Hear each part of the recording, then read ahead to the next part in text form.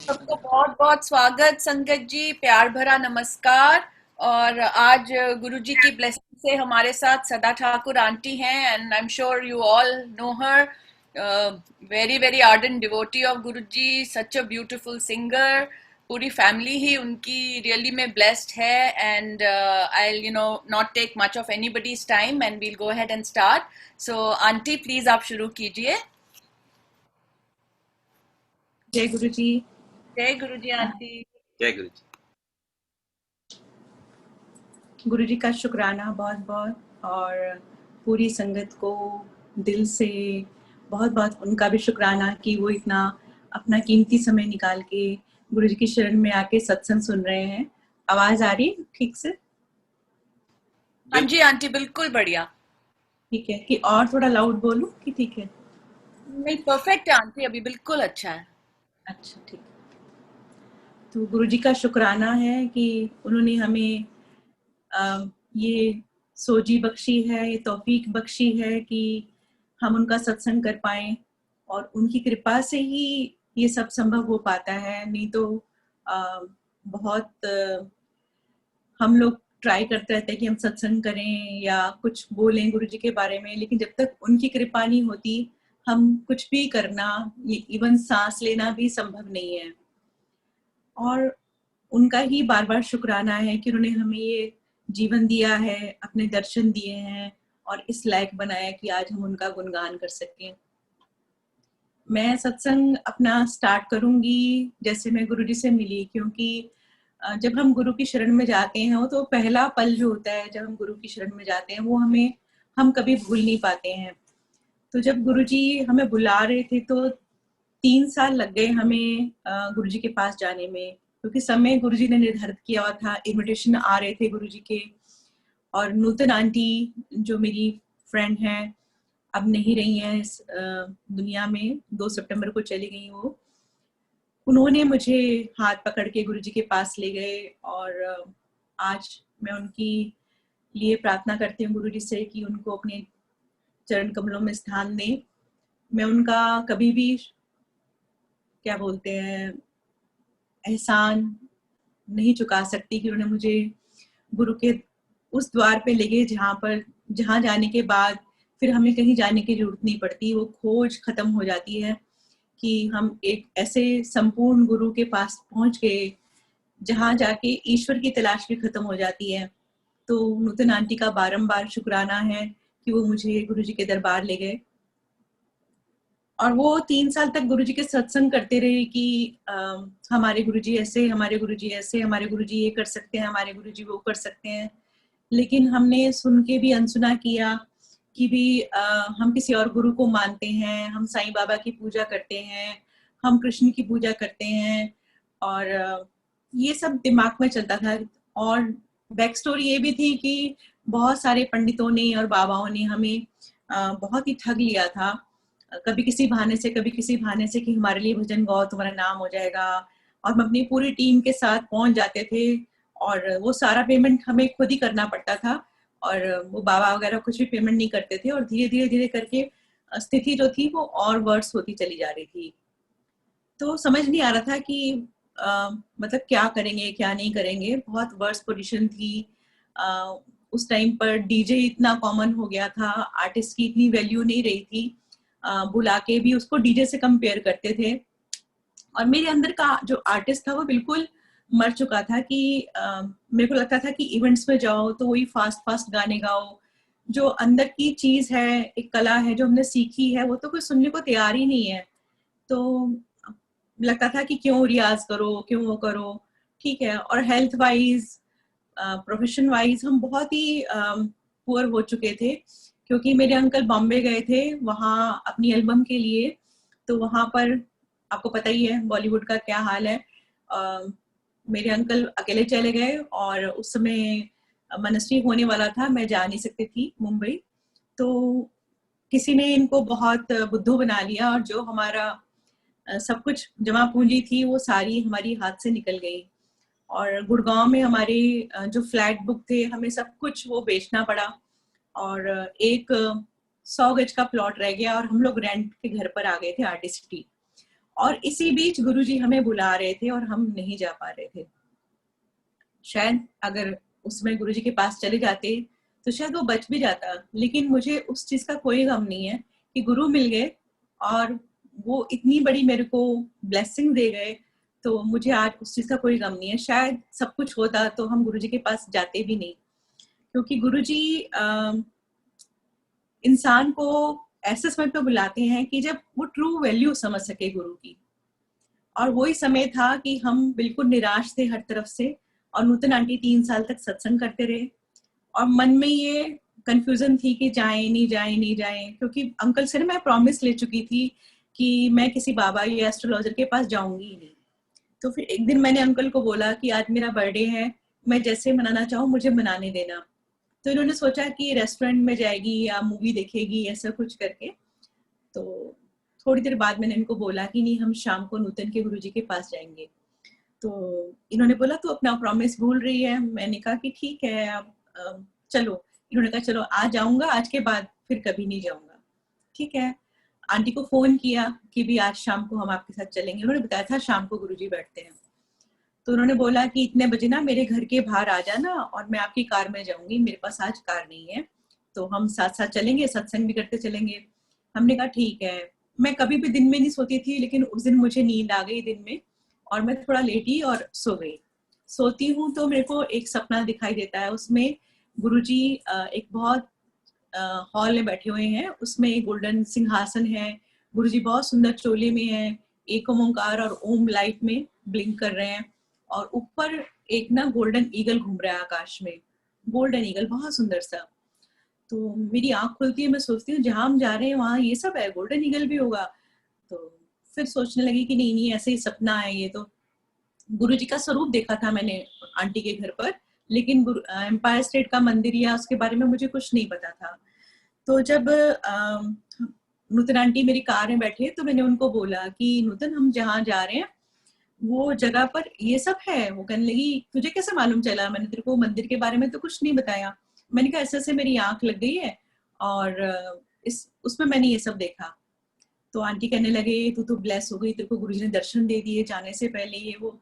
लेकिन सब ऊपर से निकल जाता है, नई संगत जब होते हैं तो समझ नहीं आती है। हमने सोचा ठीक है आ गया होगा सपना। तो उसके बाद मंदिर पहुंचे। गुरुजी एक सेटी पे बैठे थे, कैजुअल वियर्स पहने हुए थे, जॉगिंग शूज पहने हुए थे और आलती पालती मार के ना ऊपर पैर करके बैठे हुए थे। तो ऐसे उन्होंने देखा, वो गेट की तरफ देखा, तो हम अंदर एंटर कर रहे थे। गुरुजी कहने लगे कौन है? तो नूतन आंटी कहने लगी मेरी फ्रेंड हैगी, कच्ची पक्की। तो उसने बोला पक्की। फिर गुरुजी हंसे, की कर देने। हमने कहा गुरुजी हम गाना गाते हैं, केहो जाए गान दो। हमने कहा गुरुजी कैसे बताएं, आप सुनोगे तो मालूम चलेगा। कहने लगे चंगा बह जा, कितने देर रहने वाला है? इन्होंने बोला मैं गुरुजी जम्मू दा। तो मुझे कहने लगे तू ते अंबाले चंडीगढ़ दे कोल दी सरदारनी हैगी। अब ये बात कि मैं अडॉप्टेड बच्चा थी हिंदू फैमिली में और मैं सिख बॉर्न बेबी हूँ, इसके बारे में मैंने नूतन आंटी को तो कभी नहीं बताया था, कोई पर्सनल बात ही नहीं शेयर की थी। ना ही जो मेरी स्कूल टाइम की फ्रेंड्स थी वो भी सब अलग अलग हो चुकी थी, किसी का किसी से कोई भी कनेक्शन नहीं था। मेरे इन लॉज तक को नहीं पता था कि मैं एक सिख बॉर्न बेबी हूँ और मैं अडॉप्टेड हूँ। हमने कभी जिक्र नहीं करा, मेरे हस्बैंड को पता था, हम चुप थे बस। तो एकदम से मेरे रोंगटे खड़े हो गए कि गुरुजी को कैसे मालूम चल गया कि मतलब मैं एक सिख बॉर्न बेबी हूँ। तो बैठी रही मैं, थोड़ी देर में मेरे को चाय प्रसाद मिल गया। मालूम नहीं होता, नई संगत होते हैं तो भी कि जहां हम आए हैं वो तो गुरुजी को सारा पता है कि आपके तीनों जन्म सातों जन्म सब गुरुजी के चरणों में होते हैं, सारी फाइलें गुरुजी के चरणों में होती हैं। तो मैं सोचने लगी मैंने नूतन से तो अपनी कोई पर्सनल बात करी नहीं है, तो इनको कैसे मालूम चल गया। इतने में चाय प्रसाद मिला। चाय प्रसाद पीने से मेरे गले में एक बहुत पुरानी प्रॉब्लम थी जो मुझे काफी सालों से तंग कर रही थी, और उसके लिए मैंने बहुत मेडिसिन खाई, एंटी एलर्जी की, वो जिसने जो बताया आयुर्वेदिक, होम्योपैथिक, लेकिन कभी भी वो प्रॉब्लम दूर नहीं हो रही थी। तो जैसे ही मैंने चाय प्रसाद पिया ना, मेरे को ऐसा लगा जैसे कि कुछ अंदर चला गया है और वो ठीक हो रहा है। फिर मैंने सोचा इसमें लौंग वगैरह डली हुई है तो ये अभी टाइमली रिलीफ मिला है, उसके बाद जो है फिर वैसे ही हो जाएगा। लेकिन उस दिन से लेके आज तक मुझे कभी वो प्रॉब्लम दोबारा नहीं हुई।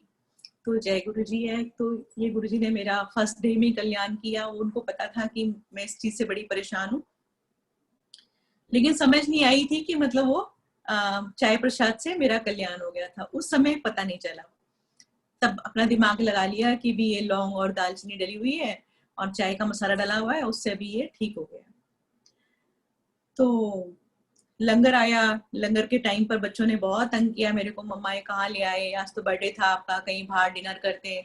थोड़ी देर में वो ऐसा हुआ कि 3 बच्चे किसी और के मेरे पास बैठ गए, मेरे बच्चे कहीं और किसी के साथ थाली शेयर कर रहे थे, अंकल कहीं और थे, मैं गुरुजी के सिंहासन के पास मेरे को जगह मिली, वहां पर मुझे लंगर मिला।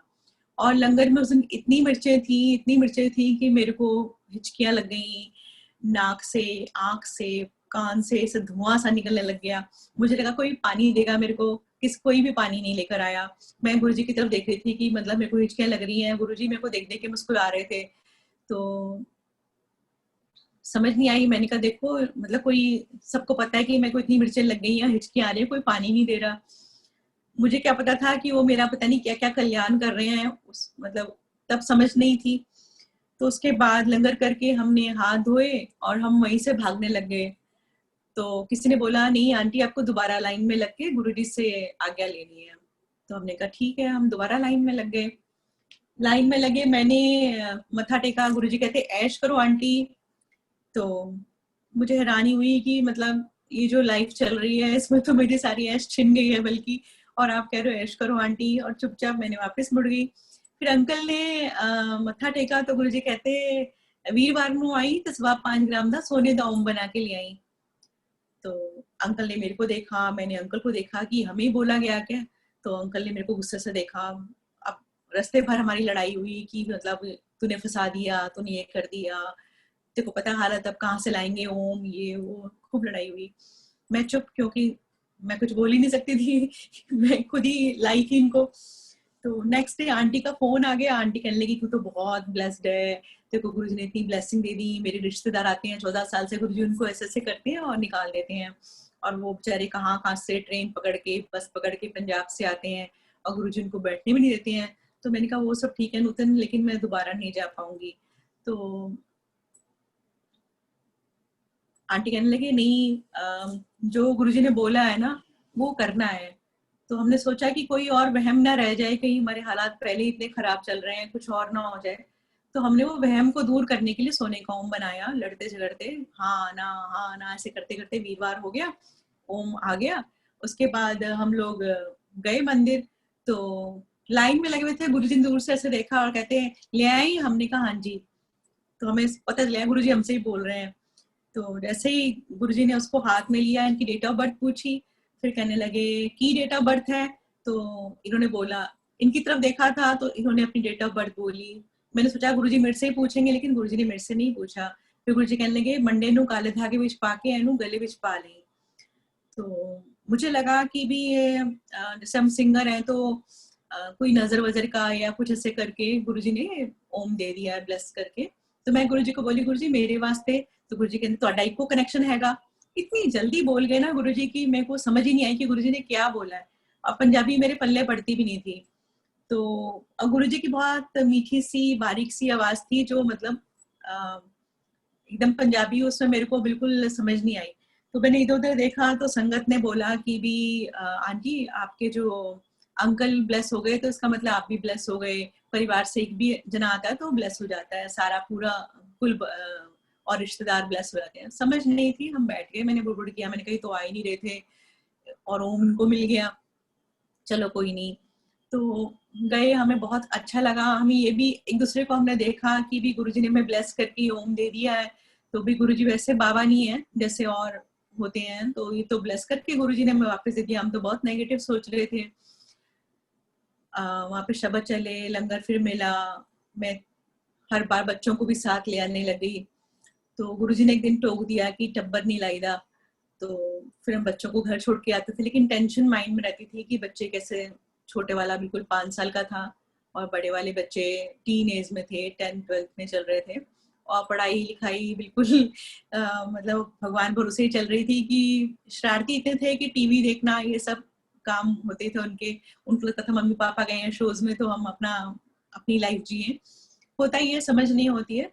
तो मेरे को टेंशन रहती थी दिमाग में कि मतलब मैं शोज में जाती हूँ तो वहां भी बच्चे नेग्लेक्ट होते हैं, अब गुरुजी के पास जाऊंगी, गुरुजी भी रात को 2-2 3-3 बजे छोड़ते हैं, कभी सुबह 4 भी बज जाते हैं, तो कैसे होगा। तो ये सोच के मैं चली तो जाती थी, लेकिन दिमाग बच्चों की तरफ लगा रहता था। ये नहीं पता था कि जिसके दरबार में जा रहे हैं वही तो जगत का पालन करता है, जिसने हमें आज तक पाला है और आगे भी पालेगा, और बच्चों को भी उन्होंने देखना है। लेकिन समझ नहीं थी, और ना ही गुरुजी ने उस समय दी हमें। तो जाते रहे एक दिन गुरुजी कहने लगे कि चलो आज थोड़ा गाना सुनते हैं। तो अंकल कहने लगे गुरुजी मैं बाजा नहीं लिया है, मैं बाजे के साथ ही कंफर्टेबल होता हूँ। तो गुरुजी कहते बाजा किथे है? बाजा घर है। घर किथे है? गुड़गांव। तो गुड़गांव केड़ा पाकिस्तान है, जा चक के लिया बाजा, आंटी नु इथे छड़ जा। गुरुजी को पता था कि दोनों गए तो शायद वापस नहीं आएंगे, तो क्योंकि वो गुरुजी को तो सारे हालात मालूम थे कि कैसे कैसे सबने ठगा हुआ है हमें। तो अंकल मेरे को गुस्से से देखते हुए चले गए, और 15 मिनट में कैसे वो इतने ट्रैफिक में से गए भी गुड़गांव, और गुड़गांव से अपने घर जाके सेकंड फ्लोर से बाजा लेके 15 मिनट्स में अंकल वापस भी आ गए। जो मेरे मन में टेंशन चल रही थी वहां पर, वो सब गुरुजी ने दूर कर दी। कि मैं सोच रही थी कि बहुत देर लगेगी, और क्योंकि उन दिनों मेट्रो कंस्ट्रक्शन हो रही थी तो वन साइडेड ट्रैफिक चलता था। तो ये सब टेंशन गुरुजी ने उस समय दूर करी मेरी। लेकिन एक और टेंशन चल रही थी कि गुरुजी को सुनाऊंगी क्या। तो भजन आते नहीं थे, एक दो आते थे, सोचा एक दो शब्द है, एक दो भजन है, गुरुजी कहेंगे तो वही सुना दूंगी। तो अंकल बाजा लेकर आए तो गुरुजी ने रोका कि अभी रुक जाओ। फिर काफी संगत चली गई तो थोड़ी संगत रह गई, तब गुरुजी कहने लगे हुन निकालो बाजा। तो अंकल ने ना एक गजल सुनाई। मैंने सोचा कि मैं सर ढक के शब्द सुनाती हूँ या शब्द चलते हैं। मैंने प्रभ डोरी हाथ तुम्हारे, वो गुरुजी को सुनाया। फिर मैंने कहा गुरुजी मैं भजन सुनाऊं? तो गुरुजी कहते मैं भजन शब्द सुन के बोर हो गया, तो मैंने लता दा गाना सुना कोई उड़ गया। अब मेरे लिए तो आसान थी क्योंकि मेरे पास तो बहुत ही कलेक्शन थी, लता जी के गाने में गाती थी, लेकिन गुरुजी को क्या सुनाऊं ये समझ नहीं आ रहा था। तो इंडेक्स देखा, उसमें तुम्ही मेरे मंदिर तुम्ही मेरी पूजा, वो मुझे दिखाई दिया। मैंने इनसे पूछा, मैंने कहा ये गा दूं? कहते हाँ ठीक है। मैंने गा दिया। गुरुजी बहुत खुश हुए, बहुत ब्लेसिंग दी, और हम वापस आ गए। उसके बाद गुरुजी ने हमें लगातार बुलाना शुरू कर दिया, कल भी आ जाओ, कल भी आ जाओ। अब हम ये सोचते थे कि बच्चे कैसे होंगे, कैसे करेंगे, क्या करेंगे।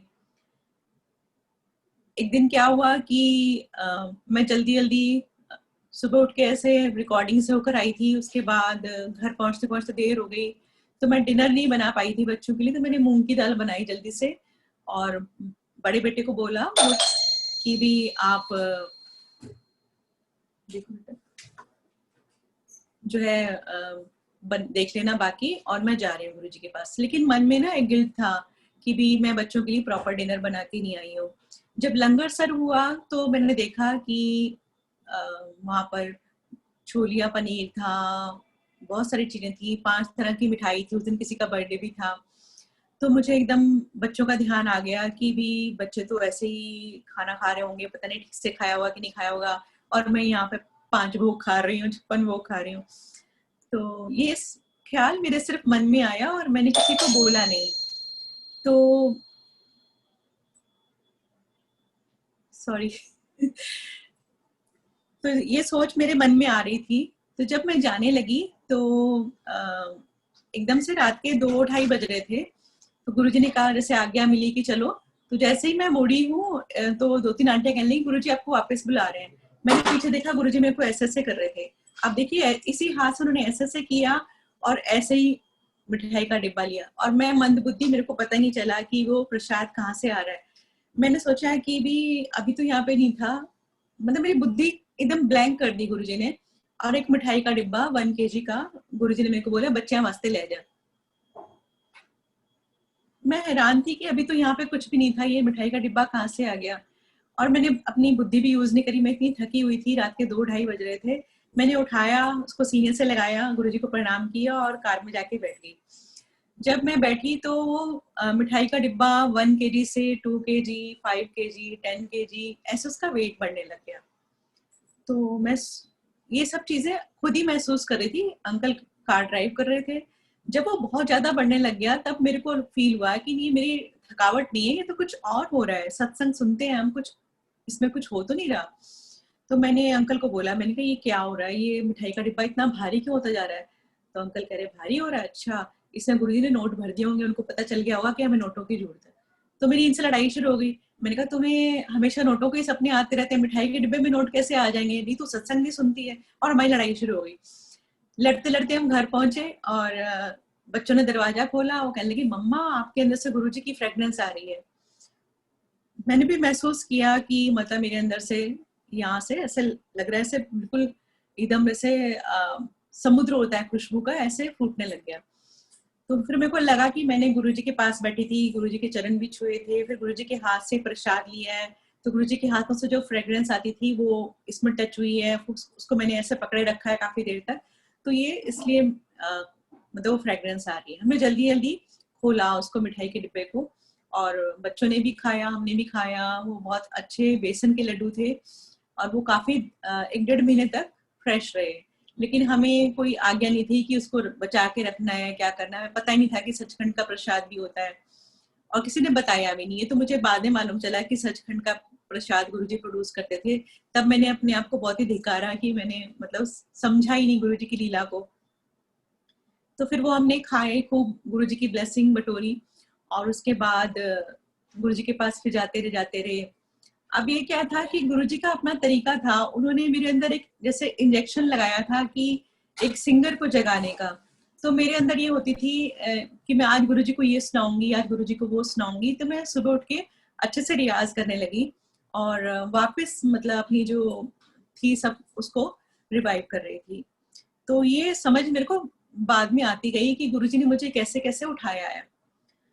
तो ये सब चलता रहा, और अंकल के मन में अभी थोड़ी सी वो थी, डाउट्स थे कि भी मतलब कहीं ना कहीं ये कुछ ऐसा पीआर इकट्ठा किया हुआ है जो सब लोग सत्संग करने लग जाते हैं। तो एक अंकल लाइन में लगे हुए थे, वो कहने लगे कि भी मैं आपके सामने ना गुरुजी का सत्संग करना चाहता हूँ। हमने सोचा वो कोई प्रवचन पढ़ेंगे, कोई मंत्र बताएंगे, कोई कथा सुनाएंगे। तो वो कहने लगे मैं डॉक्टर हूँ, और मैं एम्स में डॉक्टर हूँ, मैं थायराइड का डॉक्टर हूँ, और मेरे को खुद को अस्थमा है, और मैं गुरुजी का लंगर खाता हूँ और मैं ठीक रहता हूँ। हमने एक दूसरे को ना ऐसा देखा, ऐसा हस्बैंड वाइफ की एक अंडरस्टैंडिंग होती है कि हंसी उड़ाने वाली। तो हम खूब मतलब वो मन ही मन हंसे, सॉरी गुरुजी। और हमने सोचा कि गुरुजी ने ना एक टीम इकट्ठी करी हुई है जो लोगों को खड़ा कर करके मतलब कन्विंस करती है कि भी मैं बहुत महान हूँ, मैं बहुत महान बाबा हूँ। तो हम मन ही मन हंसे कि डॉक्टर खुद भी पागल है और हमें भी पागल समझ रखा है कि हम यकीन कर लेंगे उनकी बात को। अब देखिए, आज भी हम किसी नई संगत के सामने सत्संग करते हैं या अपने गुरु के बारे में बताते हैं, तो वो भी हमें ऐसे ही देखते हैं और ऐसे ही हंसते हैं हमारे ऊपर कि भी पागल है। आजकल के जमाने में जहाँ बाबाओं की इतनी वो हो रही है, और ये मतलब अभी भी उसमें पड़े हुए हैं। तो हम भी उसी स्थिति में थे, और गुरुजी धीरे धीरे वो सब हमारा कर्मास क्लीन कर रहे थे, लेकिन हमें समझ नहीं आ रही थी। फिर गुरुजी बुलाते रहे। एक दिन चुपचाप बैठे हुए थे हम, तो गुरुजी कहने लगे क्यों मुंह लमका पिया है? तो अंकल कहने लगे अंकल गुरुजी मैं 20-25 साल हो गए मुझे जम्मू से आए हुए, तो मेरा नाम हुआ नहीं, मैंने बड़ी स्ट्रगल करी है। गुरुजी कहते मेरे कोल तो नहीं आया ना, हाले रुक जा 1.5-2 साल। तो अंकल बेचारे थोड़े से निराश हो गए, कहने लगे कि रुक जाऊं 1.5-2 साल? तो ऐसे देखा मेरे को, फिर चुप हो गए, नीचे मुंह देख करके बैठ गए। फिर बाजा मंगवाया गुरुजी ने और गाना गाया। तो गुरुजी कहते जा संगत ने सुन लिया, तेरा नाम हो गया। तो अंकल मेरे को कार में कहने लगे कि 20-25 लोग बैठे हैं गुरुजी के दरबार में, इनके सुनने से कैसे नाम हो जाएगा मेरा? गुरुजी भी कैसी बातें करते हैं। तो आज संगत जी आप देखिए कि संगत कितनी बढ़ गई है, और जगह जगह गुरुजी का मंत्र जाप, गुरुजी के भजन शब्द सब गुरुजी ने कैसे ब्लेस करके वो सारी अपनी जो कथनी थी कि भी जा संगत ने सुन लिया तेरा नाम हो गया, और फिर अंकल ने वो गाया भी मेरा आपकी कृपा से सब काम हो रहा है, करते हो तुम गुरुजी मेरा नाम हो रहा है। तो ऐसे ऐसे गुरुजी ने बहुत कृपा करी मुझ पर, मेरे बच्चों पर। एक दिन हम ऐसे बैठे थे, गुरुजी कहते गाओ। तो हमने कहा गुरुजी आज हम जल्दी चले जाते हैं, कल बच्चों के ना बोर्ड के एग्जाम है। तो गुरुजी कहते गांधी रहे तेरे बच्चे हो जाएंगे पास। बात ये करते थे, जवाब मेरे को पड़ता था डांट। तो जैसे होता है ना कि बेटी को ही बोलना है, दामाद को बोल नहीं सकते, तो गुरुजी गांधी रहे तेरे बच्चे हो जाएंगे पास। तो मैं गाती रही।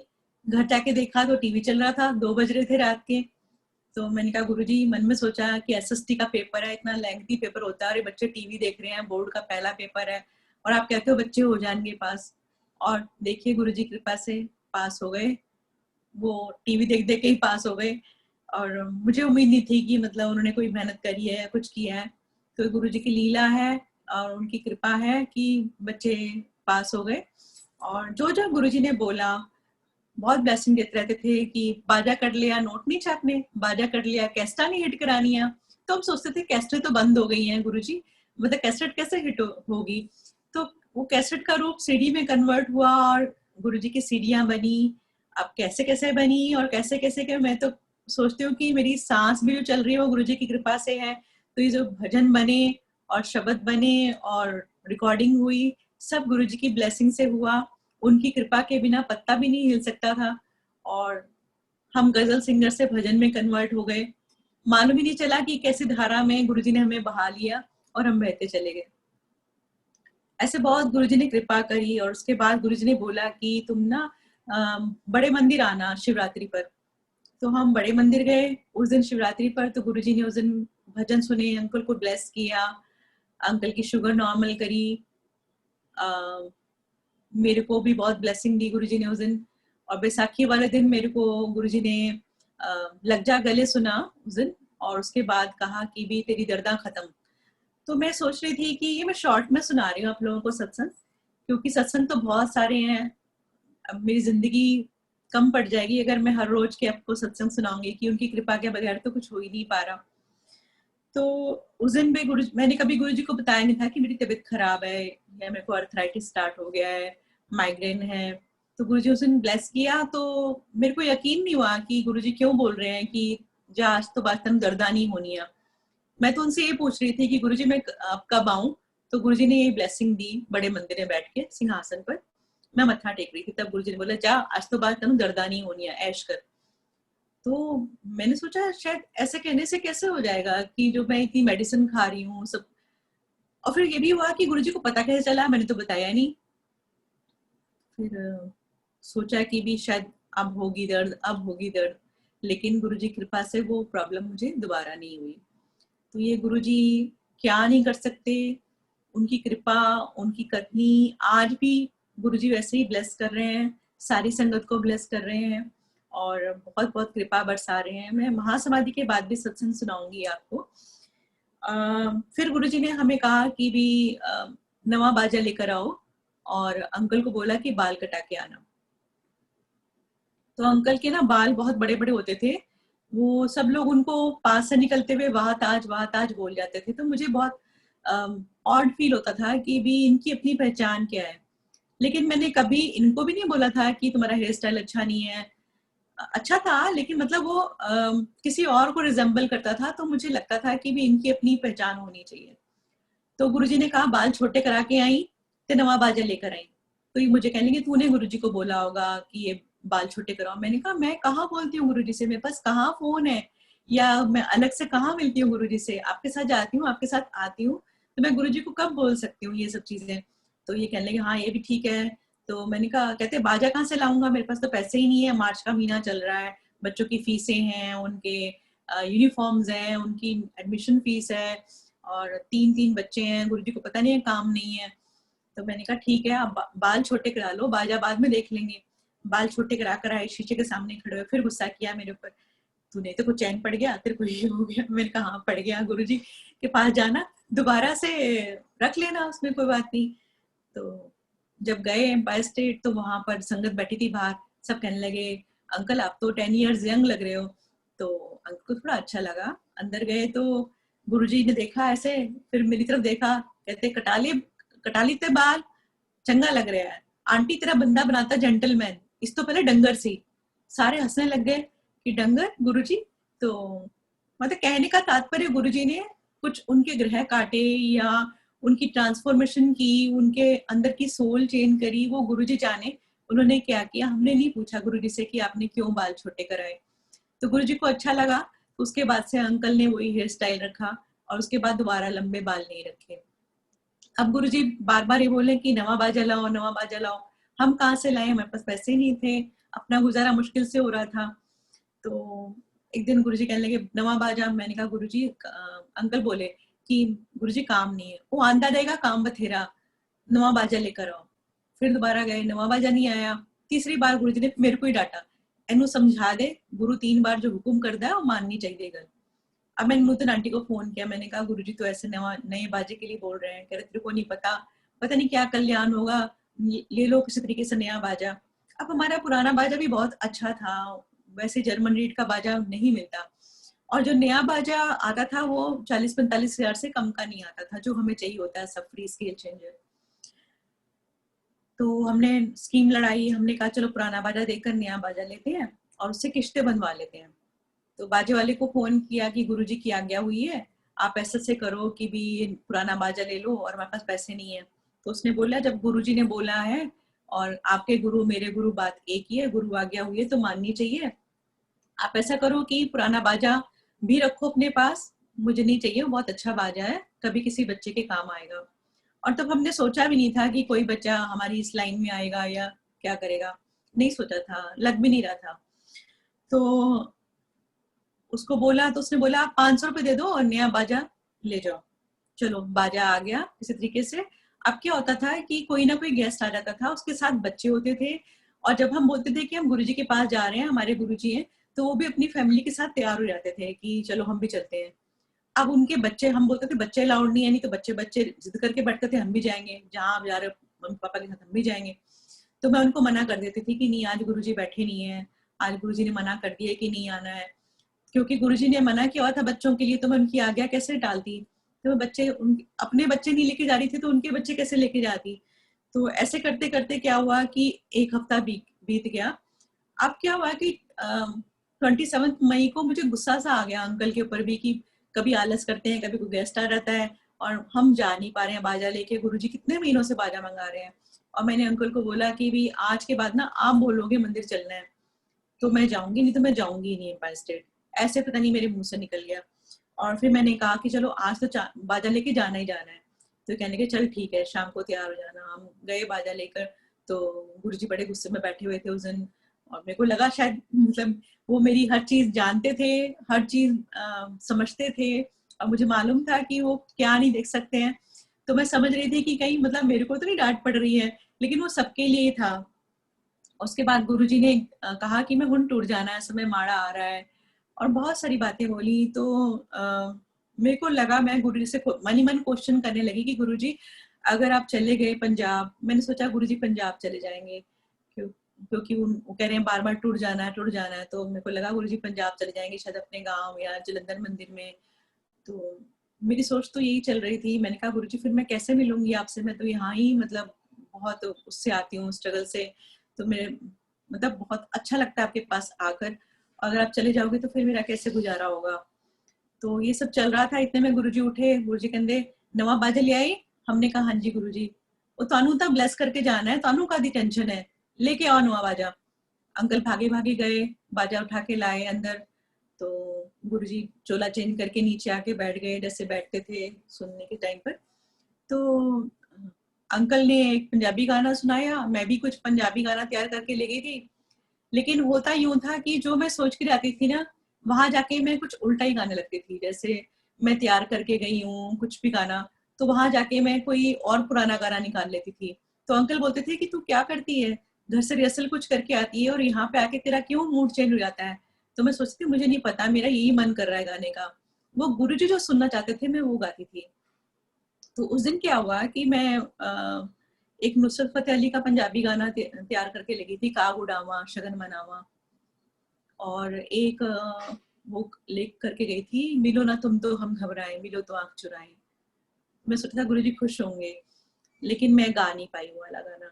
और गुरुजी ने जैसे ही अंकल गा के हटे मेरी तरफ देखा, तो मैं गाने लगी थी। तो इतने में साथ में एक अंकल बैठे थे, वो कहने लगे कोई देशभक्ति का गाना सुनाओ। तो गुरुजी कहते हो गई देशभक्ति काफी। देशभक्ति की होंदी है, देशभक्ति ਉਹ ਹੁੰਦੀ ਹੈ ਜੇ ਤੁਸੀਂ ਆਪਣਾ ਸਾਰਾ काम सिंसियरली करो। टीचर पढ़ाई कराए चंगी तरह, गवर्नमेंट ऑफिसर अपने काम चंगी तरह करे, ओ देशभक्ति होनी है, देशभक्ति का गाना ना सुनन नाल देशभक्ति नहीं होती है। ये चीज पहले भी गुरुजी एक बार बोल चुके थे। तो मेरी तरफ देखा तो मैंने फिर दोबारा से मुंह खोलना शुरू किया, तो साथ में एक सरदार जी बैठे थे, वो कहने लगे गुरुजी कह रहे हैं कि वो गाना सुनाओ जो बैसाखी वाले दिन आपने लता जी का गाया था बड़े मंदिर में। अब 2 मिनट मेरे को सोचने में लग गए कि मैंने कौन सा गाना गाया था, क्यों फिर मेरे को याद आया कि मैंने कोठे ते आ मैया गाया था, डुएट गाया था हम दोनों ने, फिर लग जा गले गाया था। उस दिन मेरे को पहली बार माइक मिला था बड़े मंदिर में, तो आवाज पूरे मंदिर में गूंजी थी, तो संगत ने तालियां बजाई, तो गुरुजी मन ही मन बहुत खुश हो गए थे। और जब संगत खुश होती है तो गुरुजी बहुत खुश होते हैं। तो फिर मैंने लग जा गले सुनाया, लेकिन जब मैं लग जा गले गा रही थी तो मेरे को ऐसी वाइब्रेशन हुई कि गुरुजी आप जा रहे हो, आप टूरने की बात कर रहे हो, तो मैं आपसे नहीं मिल पाऊंगी, या आपने ये समझ लिया कि मैं घर से ऐसे बोल के आई थी कि मैं आज के बाद एम्पायर स्टेट नहीं आऊंगी, तो आप इसलिए सुन रहे हो। और मेरे को लगा कि एक एक शब्द जो है ना वो यथार्थ होने जा रहा है इस गाने का। 2 बार मेरी गुरुजी से आंख मिली और मेरे ना रोंगटे से खड़े हो गए कि गुरुजी मैंने क्या सोच लिया था, आप क्यों जा रहे हो और कैसे मिलेंगे हम, ये सब सोच के फिर वो गाना खत्म हुआ। गुरुजी ने उस बाजे के ऊपर हाथ फेरा और कहने लगे कि चिट्टा नहीं बनवाया। तो हमने बोला नहीं गुरुजी, इतनी जल्दी चिट्टा नहीं बन सकता था, ये ब्राउन कलर में बन के आते हैं, कलकत्ता से बन के आते हैं। तो गुरुजी कहने लगे चलो चिट्टा करा लेंगे नू। तो हमने कहा ठीक है। तो फिर हमने सोचा गुरुजी बाजा, गुरुजी कहते हाँ हो गया ब्लेस, कल्याण कितना। तो हमने सोचा था कि बाजे के ऊपर कुछ जल छिड़केंगे, मंत्र पढ़ेंगे गुरुजी, कुछ वो करेंगे। हमें क्या पता था कि उन्होंने हाथ रख दिया या उन्होंने देख ही लिया या गुरुजी के चरणों में ही पड़ा हुआ है वो बच गया, तो यही बहुत बड़ी ब्लेसिंग है। समझ नहीं थी, हम घर आ गए और 3 दिन बाद गुरुजी ने महासमाधि ले ली। तब जाके समझ में आया कि गुरुजी लग जाके ले क्यों सुन रहे थे, कैसे क्या हो रहा था। और सत्संग बीच में बहुत सारे हैं जो जो मुझे याद आ रहे थे वो मैंने आपको सुना दिए। फिर महासमाधि के बाद क्या हुआ कि एकदम ऐसा लगा कि बिल्कुल मैं तो जमीन पर ही आ गई हूँ, क्योंकि एक सहारा मिला था गुरुजी का, गुरुजी के दर का। तो मुझे लगा था कि अब तो बिल्कुल ही कुछ नहीं रहा, क्योंकि इस चीज की कल्पना ही नहीं की थी हमने कि गुरु भी जा सकते हैं, वो भी चूल्हा छोड़ सकते हैं। तो मैं तो एकदम पागलों जैसी मेरी हालत हो गई, मैं डिप्रेशन में चली गई और मुझे उठना बड़ा मुश्किल लग रहा था कि मैं कैसे उठूंगी। दिन भर मैंने रोते रहना और हर काम रोते रोते करना, हर चीज मतलब ऐसा लग रहा था कि बिल्कुल संसार है ही नहीं और हम क्यों जी रहे हैं, क्यों व्यर्थ चल रहे हैं। करते करते क्या हुआ कि गुरुजी ने एहसास दिलाना शुरू किया कि मैं हूँ। उन्होंने अपनी प्रेजेंस महसूस करानी शुरू करी। कभी मुझे लगता है कि वो वॉशरूम में गए हैं, कभी मुझे लगता है कुछ।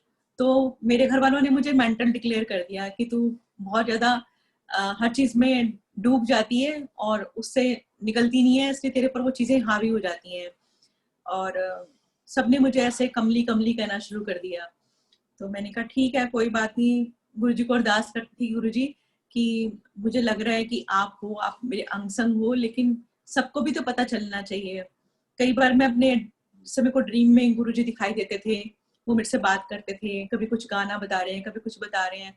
तो मैं किसी को बताती थी तो सब लोग मेरे ऊपर हंसने लग जाते थे कि शायद ये आंटी अपने आप को हाईलाइट करने के लिए बोल रही है या क्या है। एक आंटी ने तो मंदिर में मेरी बिल्कुल बेइज्जती कर दी कि गुरुजी के पास इतना टाइम है कि वो तुम्हें इतना कुछ आके ड्रीम में बोलेंगे, क्यों आंटी आप ऐसे करते हो। उसके बाद मैंने कभी भी किसी को अपना सपना शेयर करना बंद कर दिया। मैंने गुरुजी को अरदास करी, मैंने कहा गुरुजी अगर आप हो ना तो मतलब आप स्वयं सबको बताओ कि मैं हूँ। तो धीरे धीरे ये हुआ कि स्वरूपों में पहले मेरे को पल्स चलती हुई दिखाई दी, ड्रॉप्स गिरते हुए दिखाई दिए। लेकिन मेरे संगत से ये अनुरोध है कि जहां भी कहीं ये लीला होती है उसको फेसबुक पे या कहीं मत डालें, वो आपकी अपनी ब्लेसिंग होती है। आज तक मेरे घर में जितने भी चमत्कार होते हैं, लीला होती है, मैं कभी भी किसी को नहीं शेयर करती हूँ। वो हमारी अपनी ब्लेसिंग होती है अपने परिवार के लिए। आजकल मैं देखती हूँ कि कहीं भी शहद निकल रहा है, कुछ वो अमृत बरस रहा है, फटाफट फेसबुक पर डालते हैं, फिर वहां से वहां शेयर होता है। अब आपको बताती हूँ कि एक बार हमारे घर में सत्संग हो रहा था, तो मैंने कभी भी अपने घर के सत्संग की या फेसबुक पे पिक्चर्स डाउनलोड नहीं की थी। और हमारे घर में ऑस्ट्रेलिया से संगत आई और उन्होंने वो पिक्चर खींची उस समय। तो गुरुजी का फेस बना हुआ था गद्दी के ऊपर। तो गुरुजी ने मेरे को उससे एक दिन पहले 2-3 हफ्ते पहले जो जो मेरे को चोला दिखाया था कि मेरे को ऐसा चोला पहनना है, ऐसा सब मैंने सारा वो बनाया था। गुरुजी ने मेरे को आर्म रेस्ट का बताया था कि जहाँ से तू सिंहासन मंगा रही है तो वहां उस सिंहासन पे आर्म रेस्ट नहीं है, इसलिए कुशन ना लियो। तो मैंने कुशन नहीं लिए, और जब वो सिंहासन आया मैंने उन अंकल से पूछा भी था कि अंकल आप जो सिंहासन ला रहे हो उसमें आर्म रेस्ट है? उन्होंने बोला हाँ है। तो फिर मैंने कहा पता नहीं शायद मेरा ड्रीम गलत हो गया, लेकिन जब सिंहासन आया तो उसमें आर्म रेस्ट ऐसे थे कि बिल्कुल नहीं के बराबर। तो इसलिए कुशन जो गुरुजी ने मना किया था तो कुशन मैंने नहीं लिए थे। तो जो चोला गुरुजी ने बोला था मैंने वैसा चोला बनाया, वैसे चोला चढ़ाया था। तो जब वो मैं तो सेवा में लगी हुई थी, लेकिन अंकल जो आए थे बाहर से उनके पास एक कैमरा था। हम तो पिक भी नहीं खींचते हैं अपने सत्संग वगैरह की, घर के जो लोग होते हैं बस उन्हीं के अंदर वो शेयर करते हैं, हम बाहर शेयर नहीं करते हैं।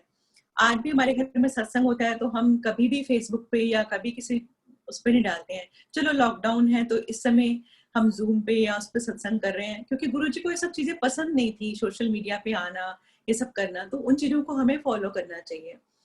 तो वो अंकल आए, उन्होंने वो जैसे ही वो पिक क्लिक करी तो उसमें गुरुजी का स्वरूप बना हुआ था। गुरुजी ऐसे बैठे हुए थे। तो मेरे तो उन दिनों आइट साइड वीक चल रही थी, तो मैं सेवा में थी, मुझे पता नहीं चल रहा था कि तो जिन आंटी ने मेरे को मंदिर में बोला था कि आंटी आप क्यों बात बनाते हो और सपने ऐसे बताते हो कि गुरुजी के पास सही समय है, उन्हीं आंटी को मेरे घर में सबसे पहले गुरुजी के दर्शन हुए और उन्होंने खड़े होकर रोई वो, और उन्होंने बोला कि गुरुजी दिख रहे हैं। फिर वो अंकल ने जब पिक खींची तो हम सबको भी दिखाई दिए, फिर मैंने चश्मा लगा के देखा तो मुझे भी दिखाई दिए, और वो अंकल ने बिना पूछे फेसबुक पे भी डाल दिया और फेसबुक पे भी रोटेट हो गया सारा। तो मेरे को ये लगता है कि जो अपनी ब्लेसिंग्स हैं वो हमें सत्संग के माध्यम से हम शेयर कर रहे हैं, ठीक है, लेकिन अगर आपके घर में अमृत आ रहा है, आज भी मेरे घर में 2 स्वरूपों में अमृत आ रहा है, लेकिन मैं कभी भी उनकी जो है वो नहीं डालती हूँ पिक कहीं पर भी। ये अपनी ब्लेसिंग्स हैं, ये मेरा आप लोगों को संदेश है कि उसको ना उसका वो शोशेबाजी करें, उसको अपने तक सीमित रखें और शुक्राना करें गुरु जी का कि आप अमृत बरसा रहे हो, कि इतना सौभाग्य हमें दे रहे हो। तो इस तरीके से हुआ। और फिर गुरुजी ने बहुत सारी हमारी प्रॉब्लम्स चल रही थी उस समय, फाइनेंशियली भी और भी, वो सब धीरे धीरे करके कैसे ठीक करी। ये भी बहुत बहुत बड़े बड़े सत्संग हैं। अगर मैं एक भी चैप्टर उठा के सुनाना शुरू करूंगी ना तो मुझे लगता है कि वो 1 घंटे में कंप्लीट नहीं हो पाएंगे। तो मुझे पता नहीं अब समय कितना हो गया, मुझे कितनी देर तक और सत्संग करना है। आंटी प्लीज, हम तो बहुत बिल्कुल रेडी हैं सब लोग, जितना आप सुना सकते हो सुनने के लिए। हम सब तो बहुत ग्रीडी हैं यहाँ पे, तो आपके पास जितना टाइम हो और जितना आप शेयर कर सकती हैं that would be lovely, but जैसे आपको कंफर्टेबल लगे। ठीक है। नहीं, संगत भी तो बेचारी जो बैठी है उनका भी अपने अपने टाइमिंग्स होते हैं ना। वो तो गुरु की लीला सुनना, उनका जो महिमा सुनना और सुनाना, इसमें समय की तो कोई पाबंदी होनी नहीं चाहिए। लेकिन कई बार ऐसा होता है कि हमारा मन लगा होता है सत्संग सुनाने में और कान पे कोई आके धीरे से बोल देता है बंद कर दो, शॉर्ट कर दो तो बड़ा बुरा लगता है। बहुत आनंद आ रहा है, सबके मैसेजेस यही आ रहे हैं मेरे फोन पे अलग से भी कि प्लीज कंटिन्यू कर सकती हैं तो थोड़ा और प्लीज सुना दीजिए, so if that's okay with you. हाँ हाँ, मैं एक सत्संग सुनाती हूँ कि एक बार क्या हुआ कि गुरुजी ने मेरे को बोला कि वीरवार को आना। तो मैं साईं मंदिर में गाती थी, हम गुड़गांव नए नए शिफ्ट हुए थे, तो साईं का आंगन मंदिर है यहाँ पर बहुत सुंदर। तो साईं बाबा के साथ मेरी बहुत ज्यादा इंटीमेसी थी कि जैसे एक बार अंकल का दिन तो बुरे चल रहे थे तो अंकल पूजा के लिए गए थे, कहाँ गए थे, साउथ में कोई थी पूजा इनकी। तो मेरे पास एक गोल्ड का सेट था, वो बेच के मैंने अंकल को बोला कि आप जाओ पूजा कराओ। कभी ये होता है कि भी कोई पूजा हमारी कंप्लीट नहीं हुई है, तब हम गुरुजी से नहीं मिले थे। तो ये सत्संग इसलिए मैं आपको पिछला सुना रही हूँ क्योंकि समझना अभी की लीला और उस लीला को। तो अंकल जैसे गए तो आते समय इनका पर्स ट्रेन में चोरी हो गया। ये मुझे फोन करते हैं कि वहां से ट्रेन से कि भी तू ना मेरे सारे कार्ड ब्लॉक कर दे, ऐसा कर दे वैसा कर दे। मैंने क्या क्या हो गया? कहते मेरा पर्स चोरी हो गया। तो बाबा की मूर्ति सामने पड़ी थी, मैं बाबा के आगे रोई। मैंने कहा मतलब हमारे साथ ही सब कुछ बुरा बुरा होना है? मैं कितनी मुश्किल से उनको पूजा के लिए भेजा था, और मतलब आप ये क्या करते हो, जब से आप आए हो मेरे को तो तकलीफ ही तकलीफ हो रही है, अब मैं आपकी ना जोत जलानी भी बंद कर दूंगी, मैंने ऐसे बोला उनको। 5-10 मिनट हुए होंगे इस चीज को कि अंकल कहने लगे कि कोई बंदा आया था, सफेद दाढ़ी थी, धोती पहनी हुई थी, सफेद कपड़े थे, और मेरा पर्स मिल गया, उसको मिला था, तो मैंने कहा उसको कुछ दे देते। फिर इन्होंने पूरी ट्रेन में ढूंढा, वो बंदा नहीं मिला इनको। तो मैंने बाबा को थैंक यू बोला कि बाबा आप ऐसे करते हो। तो उसके बाद क्या हुआ कि एक बार साईं का आंगन में गा रहे थे, तो वहां पे साईं बाबा की जो मंदिर की ऑनर थी, उन्होंने बोला कि दिवाली पूजन है तो आप ना दीपावली मनाई सुहानी ये गा के फिर जाना। अब उन्होंने इतनी देर लगा दी अपने मंदिर में कि मेरा दिवाली पूजन का टाइम तो चला गया। अब अंकल बच्चे मुझे गुस्सा हो रहे हैं, हमने पटाखे जलाने हैं, हमने दिए जलाने हैं, आप यहाँ मंदिर में बैठी हो। मैंने कहा बेटा मैंने प्रॉमिस किया था, अब मैं प्रॉमिस किए बिना जा नहीं सकती, क्योंकि वो मंदिर में करा या घर में करी पूजा, नहीं नहीं अपनी पूजा, अपनी पूजा होती है लक्ष्मी पूजा, आप समय निकाल देती हो, आप मंदिरों में बैठी रहती हो, गाती रहती हो वहां बैठकर। अब करते करते क्या हुआ कि 10-10:30 बज गए और लक्ष्मी पूजा का टाइम निकल गया, और तब मुझे गाने का चांस मिला, तब मैंने गाया और मैं आ गई। मन ही मन में अपने आप को भी होता ही है कि यार मैंने गलत किया है, मैं बच्चों की मतलब उनसे कॉपरेट नहीं करा, मैं अपने चक्कर में मतलब बाबा आपके वहां पे बैठी रही और मेरी अपनी पूजा लेट हो गई है। तो आप यकीन नहीं मानेंगे संगत जी, उस दिन जो हमने दिए जलाए, मैंने घर में भी आके वो गाती रही, दीपावली मनाई सुहानी, मेरे बाबा के हाथों में जादू का पानी। जो हमने दिए जलाए वो 4 दिन तक जलते रहे, हमारी बालकनी के, सीढ़ी के सारे दिए जलते रहे। पड़ोसी हैरान हो गए, काम वाली हैरान हो गई कि ये क्या हो रहा है, आपने इसमें तेल और डाला है, दोबारा जलाया है। और हम जय गुरु जी करके मतलब जय साईं राम बोलते थे उस समय, ये हो रहा था। अब इतनी प्रीत हमारी बाबा के साथ भी लगी हुई थी, तो गुरुजी वीरवार को हमें बुला रहे थे कि भी आओ और यहाँ मतलब हाजिरी दो। तो मैंने नूतन आंटी को मना कर दिया कि भी नूतन आंटी बाबा के साथ भी मेरी प्रीत है, और ऐसा तो मैं हूं नहीं कि मतलब कहीं एक जगह जा रही हूँ तो दूसरी जगह को छोड़ दूं, ऐसा नहीं मैं कर सकती हूँ। तो उस दिन हम बाबा के मंदिर पहुंचे, वीरवार को पहले पालकी निकलती है, उसके बाद वहां पे भजन होते थे। तो जैसे ही पालकी निकली उसके बाद हम बाजा खोलने लगे, तो वो आंटी आई मंदिर की जो थी ओनर, और उन्होंने बहुत इंसल्टिंग वे में ऐसे बोला, पता नहीं किसका गुस्सा हमारे पर निकाल दिया, और कहने लगे आज के बाद यहाँ पे भजन वजन नहीं होंगे, ऐसा होगा वैसा होगा, कोई बाजा खोलने की जरूरत नहीं है। बच्चे और सब, उनको इतना अच्छा लगता था मंदिर में। उन्होंने मेरी तरफ देखा और मैंने बाबा को प्रणाम किया और हम वहां से निकल गए। और मैंने कहा चलो गुरुजी के पास चलते हैं। समझ में आ रही थी कि गुरुजी की लीला है कि उन्होंने बुलाया था और मैं उनको बना करके यहाँ पर आई हूँ। वहां पहुंच गए, लेकिन मन बाबा के चरणों में लगा रहा, और मैं बहुत रोई उस दिन। एम्पायर स्टेट पहुंच के पीछे बैठी हुई थी, डीजे अंकल की साथ ही गुरुजी का रूम है, वहां मेरे को जगह मिल गई थी और मैं बहुत रोई। मेरे को ये फील हो रहा था कि पहले हम, जैसे हमारे माँ बाप ने बताया था, हम वैसे पूजाएं करते थे कि शिव जी को जल चढ़ाओ, कृष्ण भगवान की पूजा करो, माता के नराते करो, सत्यनारायण की व्रत करो। फिर बाबा से मेरी प्रीत हो गई। अब मैं बाबा ने पता नहीं क्या गलती हो गई, जो बाबा के मंदिर से ऐसे ऐसे बात हो गई है। तो अब हम गुरुजी के पास आए हैं, तो गुरुजी क्या हम लोग ऐसे भटकते रहेंगे? हम क्या है मतलब प्रोसीजर क्या है, हमें करना क्या चाहिए, मतलब होगा क्या हमारा? और ये सब सोच सोच के मैं बहुत रोई उस दिन, और रोती जा रही हूँ। चुन्नी मैंने ऐसे कर ली थी, और वो डीजे अंकल बहुत डिस्टर्ब हो रहे थे कि भी ये बहुत रो रही है, लेकिन बाकी सब लोग अपने मेडिटेशन में मस्त थे, अंकल को कहीं और जगह मिल गई थी।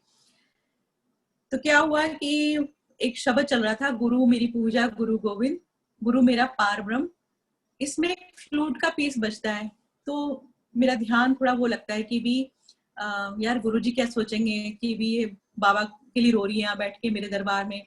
तो मैंने ऐसे देखा कि गुरुजी मेरे को देख तो नहीं रहे हैं, तो देखा वहां पर गुरुजी मेरे को नजर नहीं आ रहे हैं, वहां पर कृष्ण भगवान नजर आ रहे हैं, गोल्डन आईज है, गोल्डन फ्लूट है, ब्लैक कलर की मूर्ति है। और मैं एकदम हैरान होने लगी, मेरे को लगा कि शायद मेरी जो ये अंदर की फीलिंग्स हैं, वो थॉट प्रोसेस जो है वो मेरे को दिखाई दे रहा है। तो मैं समझ नहीं पा रही थी कि लीला क्या हो रही है। उसके बाद ऐसे हुआ, कभी गुरुजी दिखते, कभी कृष्ण भगवान दिखते। तो मेरे को लगा ये हो क्या रहा है, ऐसा क्यों नहीं होता, क्योंकि मैं बाबा से इतना दुखी होकर आई हूँ, बाबा क्यों नहीं दिखते मेरे को। तो इतने में गुरुजी कन्वर्ट हो गए बाबा में, वही गोल्डन मुकुट मार्बल की मूर्ति, कभी गुरुजी बने कभी बाबा बने, ऐसे होता रहा। और वो पूरे शब्द के दौरान ये लीला चलती रही। मुझे लगा ऐसे मैं ही पागल हो गई हूँ। मैं चुपचाप बैठ गई आंखें बंद करके। जब लंगर किया और उसके बाद हाथ धोए, हाथ धोने के बाद जैसे ही हम गुरुजी से आज्ञा लेने लगे तो गुरुजी कहने लगे फिर हो गए दर्शन। मैंने गुरुजी को ऐसे देखा, मैं समझ ही नहीं पाई कि गुरुजी किन दर्शन की बात कर रहे हैं, क्योंकि मैं यही सोचती रही कि वो मेरा थॉट प्रोसेस है। अच्छा, जब ये बाद में मैंने सोचा कि भी गुरुजी ही साईं है, साईं गुरुजी, गुरुजी मेरे को ये बता रहे थे। तो उसके बाद जब दिवाली आई गुरुजी की महासमाधि के बाद, इसलिए मैंने आपको पिछला वो सत्संग सुनाया जो मैं कभी कभी सुनाती हूँ, कि गुरुजी की महासमाधि के बाद दिवाली आई। दिवाली पर हम बड़े मंदिर चले गए, ठीक है। और बड़े मंदिर में उस दिन बहुत कम संगत आई, क्योंकि महासमाधि के बाद मतलब बहुत कम लोगों का था मन जाने का, तो कम संगत आई, हम लोग भी आ गए मंदिर से। तो मेरे मन में यार था कि गुरुजी, मैं पहले बाबा के मंदिर जाती थी तो मेरी दिवाली लेट होती थी, आज मैं आपके मंदिर होकर आई हूँ, आज भी मेरी दिवाली लेट बन रही है। तो आपने मुझे साईं बाबा के दर्शन कराए थे, अगर आप ही साईं हो तो क्या मेरे दिए आज भी जलेंगे ऐसे ही। ये मन में सोच रही हूँ कि उस दिन तो मेरे बाबा की कृपा से मैंने सोचा कि ये दिए जले हैं 4 दिन। आज मैं बाबा की जगह आपके मंदिर होकर आई हूँ और आपने कहा कि मैं ही सब कुछ हूँ, दिखाया भी मेरे को, तो क्या सचमुच आज मेरे दिए वैसे ही जलेंगे। ये सत्संग मैं बहुत कम शेयर करती हूँ।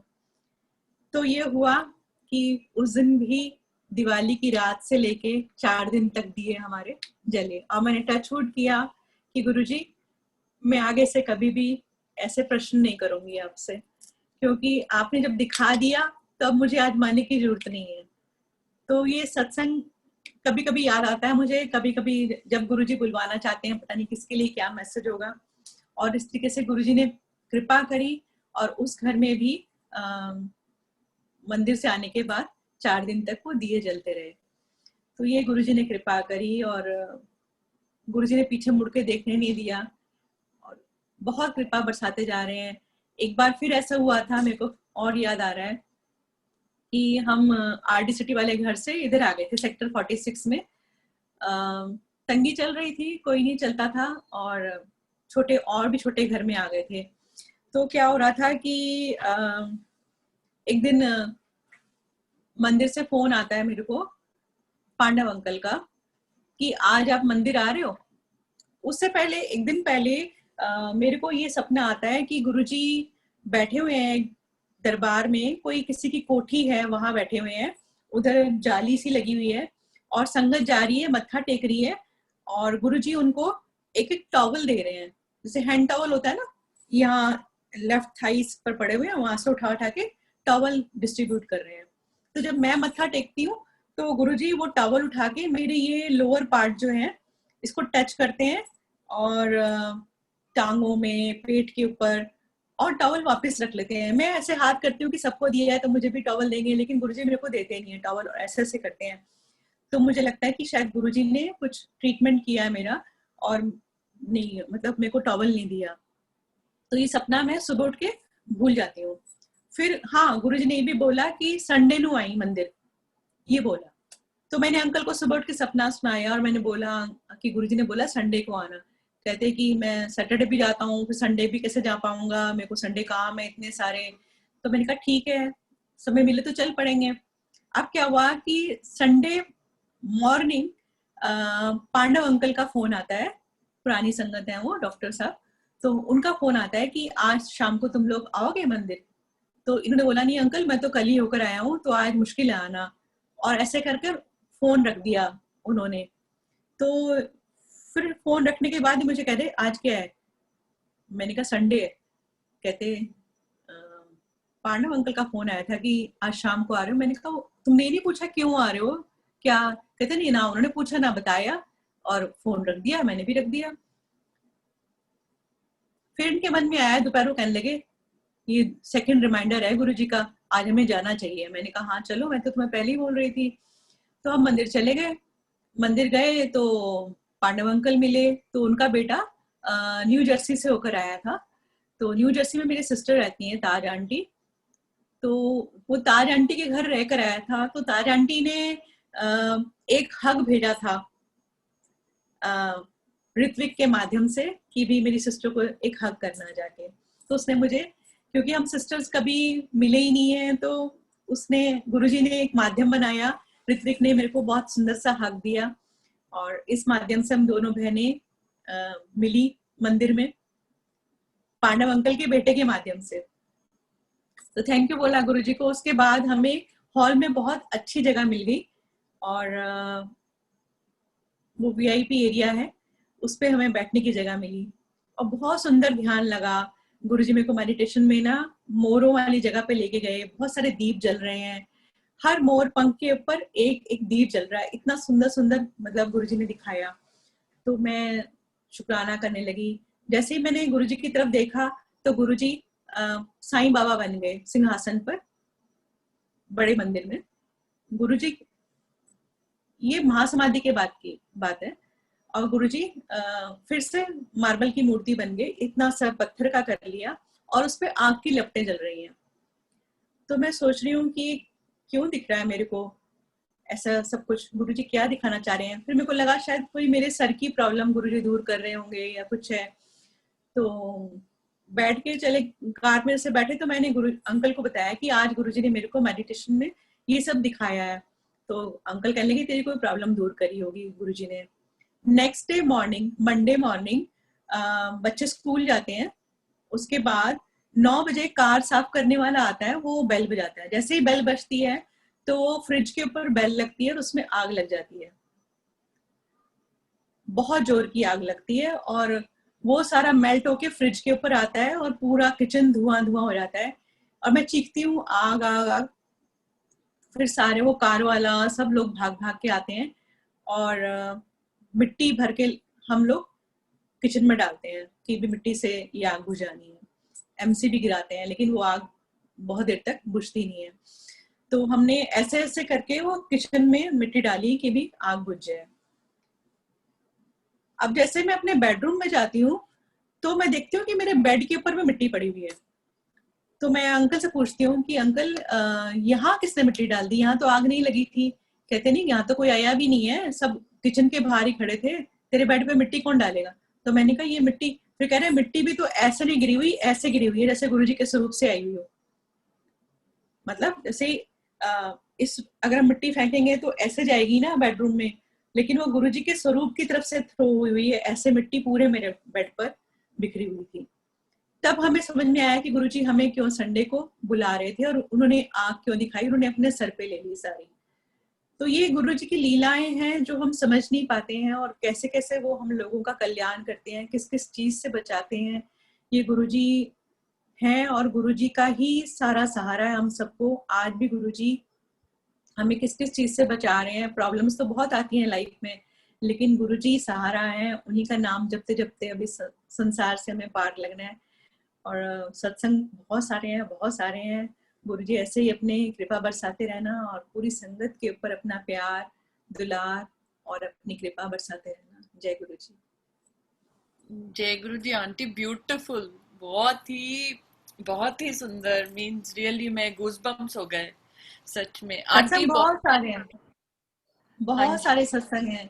मतलब मैं तो कहती हूँ कि जो हम सांस ले रहे हैं ना, कि जो मैं उठ के यहाँ पे आके आपका ये आज सत्संग कर रही हूँ गुरुजी का, तो ये भी उनकी कृपा के बिना संभव नहीं है।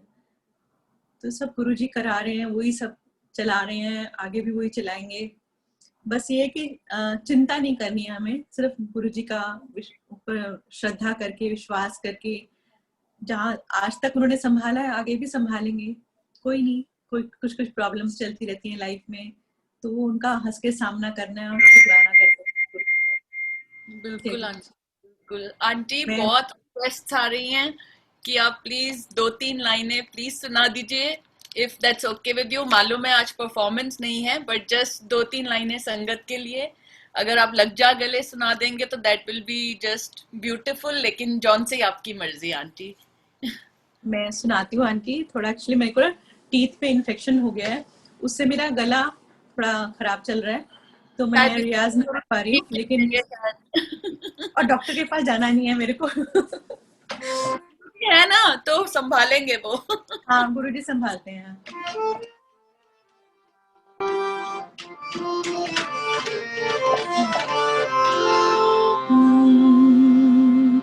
लग जा गले के फिर हंसी रात हो न हो,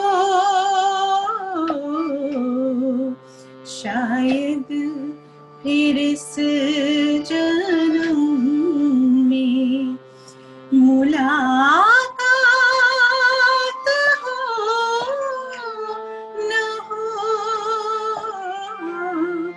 लग जा गले के फिर हंसी रात हो न हो, शायद फिर इस जन्म में मुलाकात हो न हो। लग जा गले से।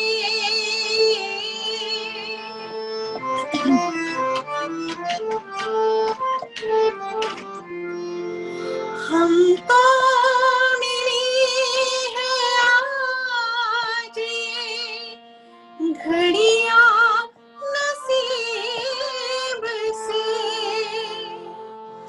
जी भर के देख लीजिए हमको करीब से, फिर आपके नसीब में ये बात हो न हो, शायद फिर इस जन्म में मुलाकात हो न हो। लग जा गले से। जय गुरु जी। बाजा अंकल ही बजा रहे हैं। जय गुरु जी। जय गुरु जी, जय गुरु जी, जय गुरु जी, जय गुरु जी, धन गुरु जी। फिर मिलेंगे हम गुरु जी की कृपा से, फिर से हाँ, गुरु जी का गुणगान करेंगे। ठीक है। जय गुरु अंकल का जी। बहुत बहुत थैंक यू। जय गुरु जी। Thank you.